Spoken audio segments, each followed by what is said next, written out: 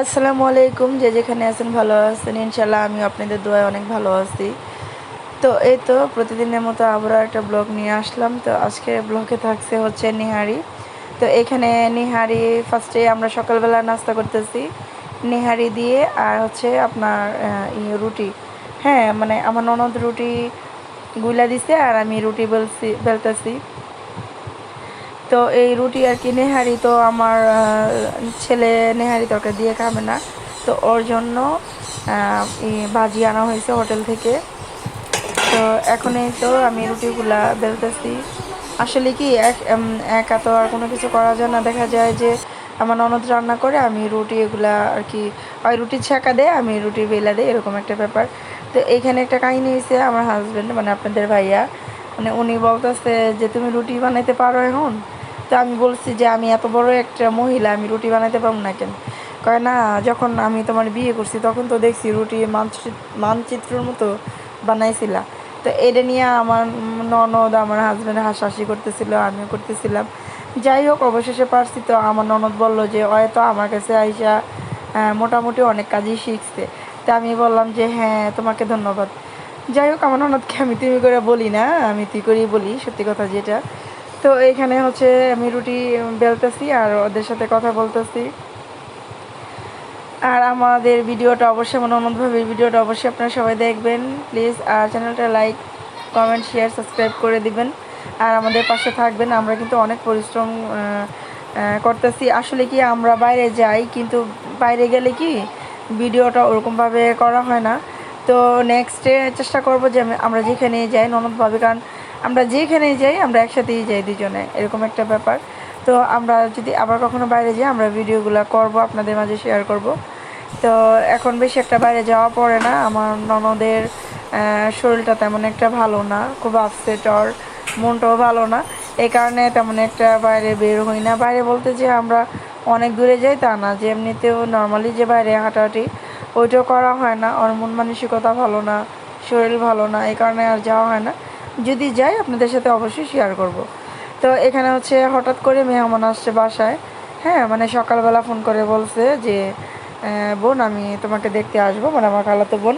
তো ওই আসছে, ওর জন্য এখন আসবে। এখন আমি বলছি যে কিছু করতে হবে না। তো আমার হাজব্যান্ড, আমার ননদ বলতেছে যে না, একটা মানুষ বাসায় আসবো আর কিছু করবা না, তা তো আর হয় না, তাই না?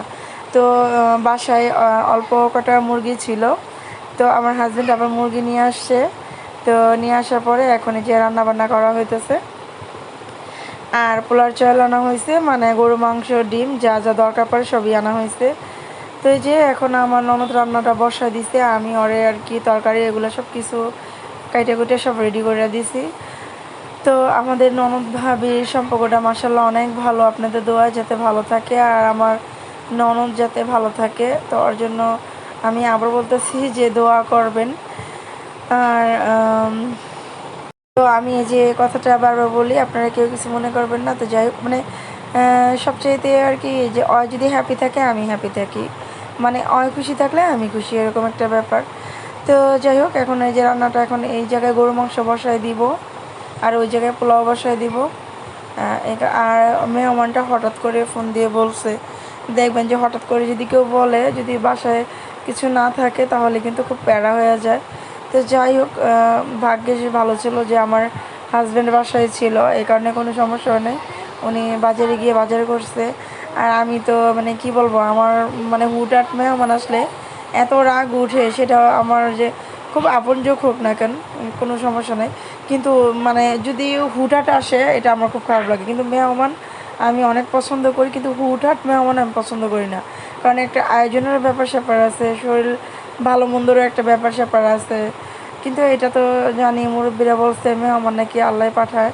হ্যাঁ, তো আল্লাহ খুশি হয়ে পাঠায়। যাই হোক, তো মেহমান আসবে দুপুরে, যেহেতু আসবে ওদেরকে তো দুপুরে ঠিকমতো খাবারটা দিতে হবে। তো আমাদের প্রায় রান্নাবান্না সকালবেলা হয়ে গেছিলো, কিন্তু হঠাৎ যখন শুনছি যে ওরা আসবে, তো এই কারণে আবার রান্নাটা করা হইতেছে। তো আমার ননদ বলতেছে যে তুই এত চিন্তা করতেছিস কে, আমি করবো, সমস্যা নেই, আমি তো রান্না করি। আর আমার ননদই রান্না করে, তো বলতেছে আমি তো করি, তোর এত কষ্ট লাগতেছে কেন? তো যাই হোক, আমার ননদ অবশেষে যে রান্নাটা, পোলাওটা এভাবেই হয় রান্না করে। আগে পানি দেয়, লবণ দেয়, তেল দিয়ে মানে সব কিছু একসাথে দিয়ে পানিটা বসা তারপর চাউল দিবে। তো এখানে আমি শসা কাটতেছি, আর পোলাওর সাথে কিন্তু শসা না হলে ভালো লাগে না। তো শসা আনা হয়েছে, তো আমি চিন্তা করলাম যে আমি আগে থেকে সব কিছু আর কি কাইটা কমপ্লিট করে রাখি, তাহলে আর কি কোনো ঝামেলা হবে না। তো যাই হোক, এখন আমার যে ননদ ওইখানে আর কি রান্না করতেছে, আর আমি তো প্যান জ্ঞান জ্ঞান করতেই আছি যে হুট করে কি দরকার ছিল এই সেই।